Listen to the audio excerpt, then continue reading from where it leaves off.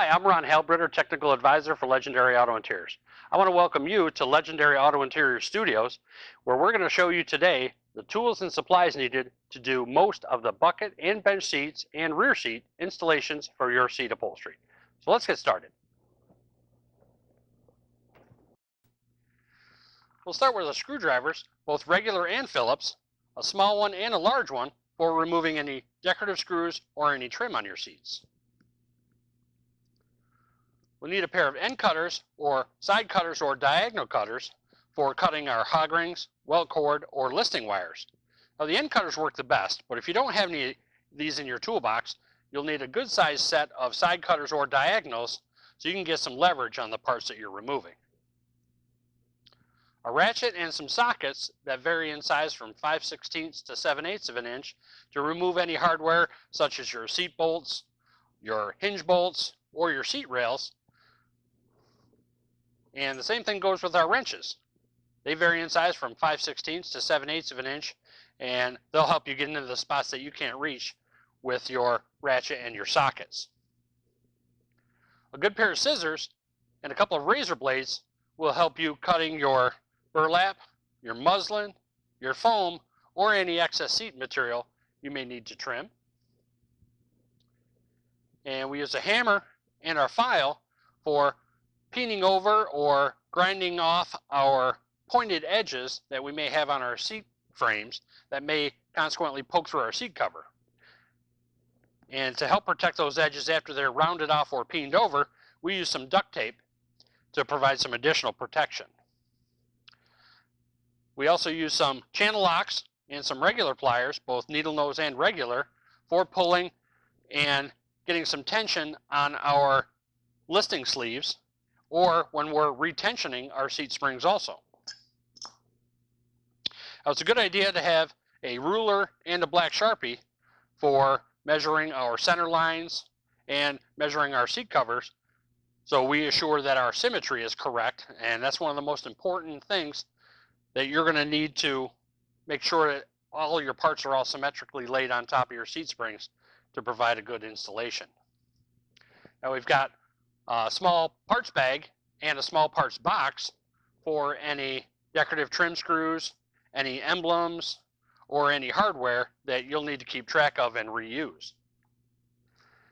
Now we use two separate large plastic bags, one for our burlap, felt, and our cotton that we're going to discard, and we use our other plastic bag for our original seat covers so that we may refer back to those while we're installing our new seat cover.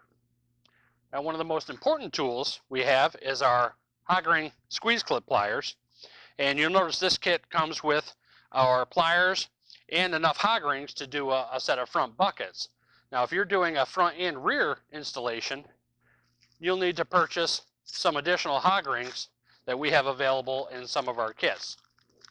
Now to demonstrate how that hog ring plier works, you'll see that the hog ring is loaded into the plier, and you'll see both pointed edges here are, one goes through our seat cover listing sleeve and the other one goes through an area designated on our seat frame and just collapses down. Now keep in mind those are very, very sharp, which will lead us to our protective items that we'll need. A good pair of gloves so we don't get cut on any of those sharp hog rings or any rusty seat frames or seat springs that may be broken. We've got our dust mask, so when we're removing our burlap and our original cotton, any of those airborne contaminants we don't breathe in. And most important is our safety glasses. And any of the hog rings that you cut or any of the wires that get cut wind up going airborne. You don't want to get any of those in your eyes.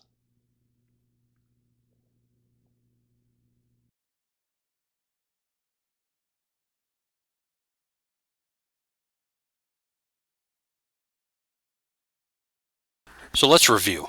You'll need screwdrivers, regular and Phillips, a pair of side cutters or end nippers, a ratchet and some sockets, some wrenches, various sizes from 1/4 inch to 3/4 of an inch, some scissors and a razor blade for cutting, a file, a hammer, and some duct tape,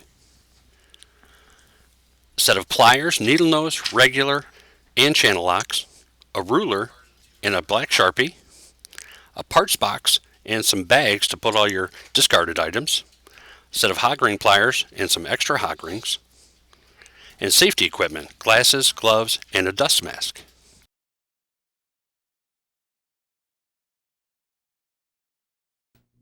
Before installing your new seat covers, there are some key materials you'll need, like this new front bucket molded foam kit. Now these kits are available year, make, and model specific. If you're working on a car that there's not a kit available for, we still have a solution for you. We have some 1.5-inch high density foam that is sold in sheet form if you need to make a set, or if any repairs are needed, this 1.5-inch high density foam can be used also. You just glue it in whatever section is torn out or missing or just needs repair, and grind it and shape it, and you'll be back in business. Now this foam can also be used for building up any bolsters. There are some universal foam kits that are available that need the bolsters readjusted or built out a little thicker. This is perfect for that. Now this foam is also used on our front seat bottom bench kits and our rear seat bottom bench and bucket kits on the bottoms only.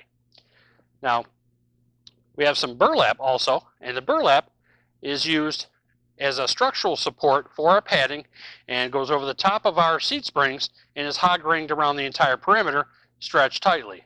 And what that does, it allows some structural support so the padding doesn't seep down through our seat springs. Now our cotton, which is used on our front seat tops on our bench seats and our rear seat tops on our bucket and bench seats, are normally sold in big 10-pound bags, and it comes in a big roll, and we layer it up about 3 layers thick. Now it can be used a little thicker for your comfort, but if you go too thin, it's going to compromise the look of your seat cover installation. Now to secure that into place on top of your burlap, on top of your seat frame, this muslin is used, wraps over the top of our cotton around the outside edge, and is hog ringed on the back side, and that secures your cotton padding in place while you're installing your seat cover. It's not going to move all around. Now we have some new listing wires also, and if you look on the back of your seat cover or the outside perimeter edge, you'll see that there's some gray listing material, and it's got a little pocket or a sleeve in it. And that listing rod slides into that pocket, and what that's used for is when that's slid in, tucks down through your molded foam or the outside perimeter edge, and it holds your seat cover in place and gives you that 3-dimensional look. Now, if you look at our molded foam kit, it has some muslin attached to it, and the muslin you get in that kit comes loose, and you'll need to use some spray adhesive to spray on the outside edges of your foam kit to secure it into place, and that'll hold it in place while you're able to install your seat covers. Now, this glue is not sold in part of our kits, so you'll need to go to your local auto parts store or your local upholstery shop to get some of this. But keep in mind, it's not available in the kits.